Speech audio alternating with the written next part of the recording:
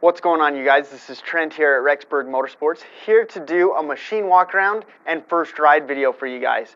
Today, we're going to go over the 2021 Husqvarna TC125. This is one of the best 125s made for 2021, and I'd love to get you up to speed on this little bike.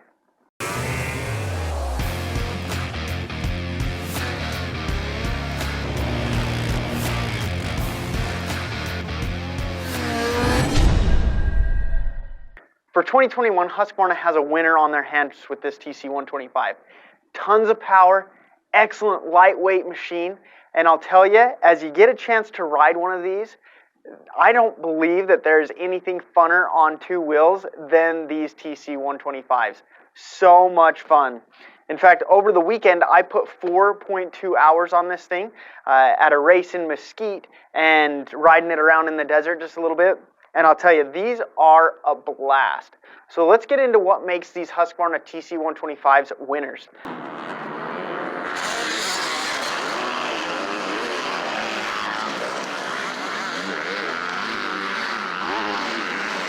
So let's start with the motor. This has got a 54 millimeter bore and a 54.5 millimeter stroke. With this 125cc motor, they've done everything they possibly could with this 125 motor since 2016 to make sure it was as small, as compact, and as powerful as possible. MXA last year, when they dynoed these bikes, the TC125 put out 38.2 horsepower. Just a few years ago, the 125s were not even close to that. I had a 2003 CR125. It made roughly 32 horsepower when it was new. The YZ125 makes roughly 34 horsepower. So this thing at 38.2 is a monster for a 125.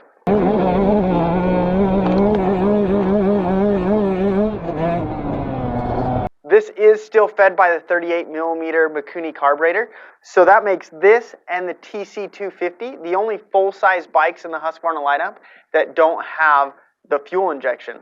Now I'll tell you, getting the chance to ride this bike last weekend, I was down in Mesquite. They're roughly at 2,500 feet of elevation. It was a nice, roughly 65 degrees. This thing, I played with the air screw just a little bit, but honestly, the jetting was spot on. It ripped right out of the get-go, and it was an awesome performer.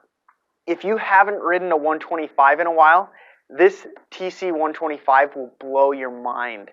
It's got so much more power than 125s of old. In fact, clutch use, it's still a great motivator for that power plant, but for somebody at my speed level, I'm roughly a novice rider, I didn't have to use the clutch all that much to motivate it to get more power. Now, if I really messed up a rut, or if I really messed up a line, then yes, the clutch was a needed necessity. But if you were hitting your marks, if you were shifting at the right spots, the clutch wasn't something that you really needed to use all that much. Now, speaking of clutches, this has got the Magura hydraulic clutch on it, and it is buttery smooth. Just an excellent light pull.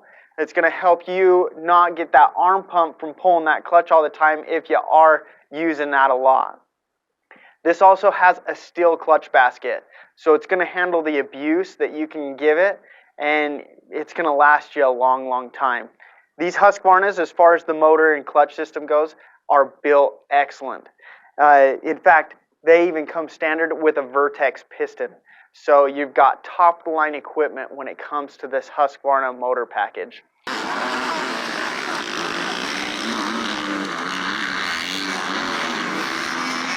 Now, when it comes to chassis and suspension, these Husqvarna 125s are light as a feather. They're phenomenally light. In fact, without fuel, this 125 weighs in at 193. That is 26 pounds lighter than the lightest 250 four-stroke made right now. It is also 8 pounds lighter than a YZ125. The Husqvarna goes to the line as the lightest full-size motocross bike made for 2021. And I'll tell you, riding this thing, you can absolutely feel it. In fact, when I was riding this last weekend, one of the biggest things that I noticed with that lightweight was how fast this thing can stop. I'll tell you, at 193 pounds, this bike still comes with the same 260 millimeter front rotor and 220 millimeter rear rotor with the Brembo brakes that they throw on their 450, 350, their bigger models. And I'll tell you, this thing stops so fast. There's a section at the Mesquite track that you go up a really big hill, and then you turn at the top and you go back down. The thing that blew my mind on this little bike was I could accelerate a little bit at the top of the hill, but then I could keep going and build my speed up and not brake until after the braking bumps. So with the people on the bigger 450s and that I was competing with, they would all be braking long before the braking bumps so they could go through the braking bumps with their bike settled, do a little bit more braking, and then get into the corner. I could go all the way until the end of the braking bumps, hit the brakes, and make it into the rut that I was looking for. Awesome brakes. And man, I'll tell you, this lightweight feel of this bike is amazing. I've never had a bike before that I've been able to push the entire moto and not be worn out because of how untaxing this lightweight little chassis is when you're riding. It's an awesome machine. Now I'll tell you, when it comes to suspension, this comes with the WP AER air fork on the front, and then they have the WP shock out back. Now for this year, it's got 300 millimeters of travel at both ends, and I'll tell you, when it comes to air forks, this is unlike any air fork that you've ever had if you've had any experience with the old air forks that came on the Japanese bikes. Don't be scared of this one. The WP air fork has just one air pressure chamber. You set it once, and I'll be honest with you, it stays relatively constant throughout the day. I've been very impressed with this. This is my second batch of air forks that I've had on a bike, and with the FC 450 that I had last year, and then with this TC 125 that I've got this year. And I'll tell you, you'll set it in the morning, you'll ride practice, you'll leave it alone. I'll typically set it before my first moto when the temperature has got up to pretty close to where it's going to be for the day. And even in between the cold morning practice and the race, the pressures will only have changed just a pound or two. And so I'll just set it back to where I want it, and it's good to go. Now, speaking of air pressures on this, thing that blew my mind on this was the stock pressure setting for this bike was 118 pounds. To give you an idea as to why that was a little crazy for me, for the FC 450 that I was rocking last year, standard pressure setting was 148.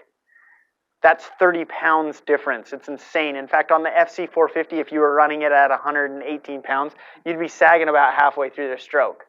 You know, so you consider how light this little bike is. This suspension settings, even at the stock pressure, for me, I weigh about 150 pounds without my gear on. This thing was sprung perfectly for me. It was super stable. It was super planted. And last week when I was racing it, I didn't even touch a clicker. Blew my mind. It was an awesome suspension setting. Now Husqvarna brings these little TC 125s to the table with some great parts right from the factory.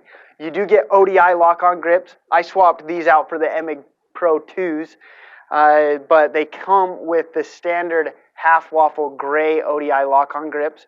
They come with Pro Taper bars. They come with excellent components all the way throughout these bikes. Polysport makes the stock plastics. They're excellent plastics. You get Dunlop MX33 tires, and you've got a 21-inch front tire and a 19-inch rear tire. This is an excellent little setup, and it's perfect for motocross. Check out just a little bit of footage from the first moto that I did on this machine. I was racing in the 30C class, so there was 18 dudes in the class, and out of those 18 dudes, the majority of them were on 450s with just a couple 350s thrown in there. This little 125 did amazing stacked in that class.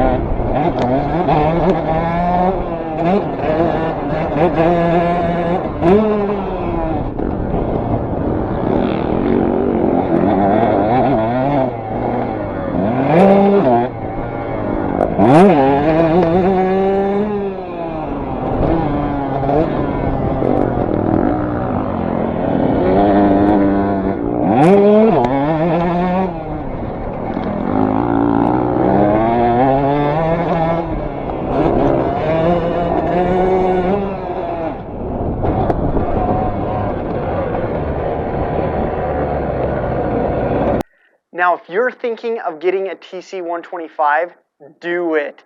They are a blast. These things are so fun. MSRP on these bikes is $74.99, so it is more money than a YZ125, but again, for that price difference between a YZ125 and a TC125, you're getting an extra weight savings of 8 pounds, and you're getting an extra 4 horsepower. This thing is phenomenal. Great bike. Husqvarna has killed it with this 125. Come on in here to Rexburg Motorsports. We'd love to help answer the questions that you've got on these machines. Now, something that I talked about on last week's video was that we were going to do a giveaway on YouTube. What we're going to be doing is, if you noticed as we went through this video, there was some changes that were made. If you can locate those changes, jump on Instagram, follow us, and DM us what the changes were. You've got until Monday to do that. And what we're giving away this week is we're going to give 5 winners hats, but one of the hats is going to come with $50 in cash. Awesome prize pack for you guys this week. Go ahead and jump on that Instagram, DM us what those changes were. We cannot wait to get you entered into that drawing, and we look forward to talking to you guys again next week. Thanks again so much for watching. Have a good day.